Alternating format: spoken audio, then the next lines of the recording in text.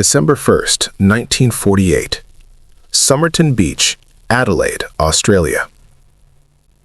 A well-dressed man is sitting upright against a seawall. Not lying down, not collapsed. Sitting. His legs are stretched out neatly. His shoes are polished. His tie is perfectly centered. A half-smoked cigarette rests on his collar. The tide rolls in. The wind moves his hair. But he does not move. Witnesses saw him the night before. One couple assumed he was drunk. Another saw him raise his arm slightly, as if brushing away a mosquito or signaling someone in the dark. Then his arm dropped, and no one checked on him. By morning, he was dead. No wounds, no blood, no sign of violence, no identification, no wallet, no hat. And every single clothing label on his body had been carefully cut out. Inside a hidden pocket sewn into his trousers, police found a tightly rolled scrap of paper. 2 words. Tamam Shud. It is ended. But nothing about this man was finished. Because he did not just die. He erased himself.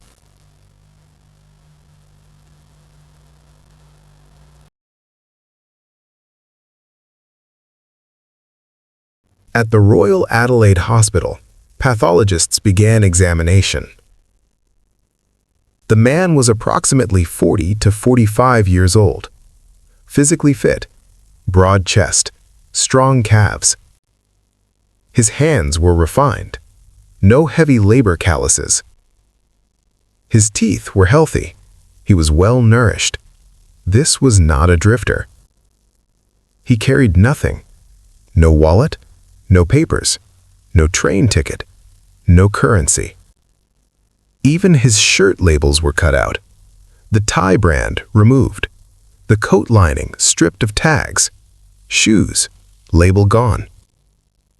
Who removes every label? Someone hiding, or someone being hidden. Fingerprints were sent nationwide. No match.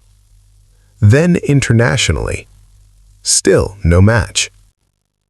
In 1948, records were thorough. Men did not simply not exist. But this one didn't. The autopsy report revealed anomalies. His stomach contained partially digested pasty. There was blood in the stomach lining. His spleen was enlarged, his liver congested. His heart structurally normal. There were no fractures, no blunt trauma, no obvious cause. Doctors suspected poison, but 1948 toxicology had limits. Cardiac glycosides, like digitalis or streptanthin, can stop the heart quietly. They metabolize quickly. They leave little trace. The Somerton Man appeared composed in death. No contorted posture, no struggle, just stillness. If this was poison, it was sophisticated and intentional. Weeks later, detectives discovered the hidden scrap's origin. Tamam Shud traced back to the Rubaiyat of Omar Khayyam, a poetic meditation on mortality, chance, the futility of control. Police publicly appealed. Then a local man stepped forward. He had found a copy of the Rubaiyat in his unlocked car months earlier, thrown in the back seat. The final page was torn out. It matched the scrap in the dead man's pocket. But inside the back cover was something more disturbing. Indented impressions, 5 lines of capital letters. A cipher.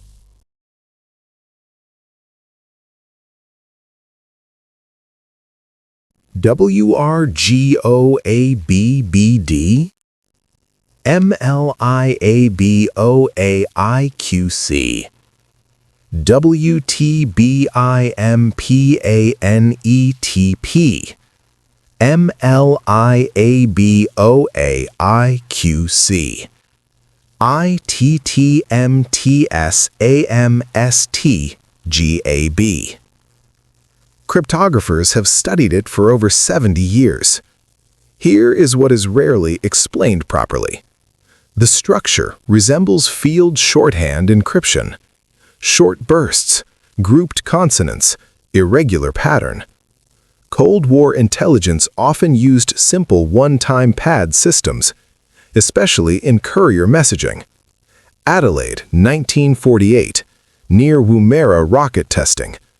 Australia had uncovered Soviet spy networks. Intelligence paranoia was rising.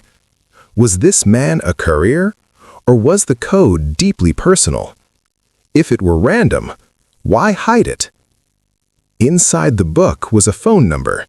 It led to a nurse named Jo Thompson. She lived just 400 meters from where the body was found. When police showed her a plaster cast of the dead man's face, witnesses reported she visibly reacted, almost fainted. She denied knowing him, but investigators sensed hesitation. Years later, her son's facial structure would be compared to the Somerton Man. Unproven, but intriguing. Why die within walking distance of her home?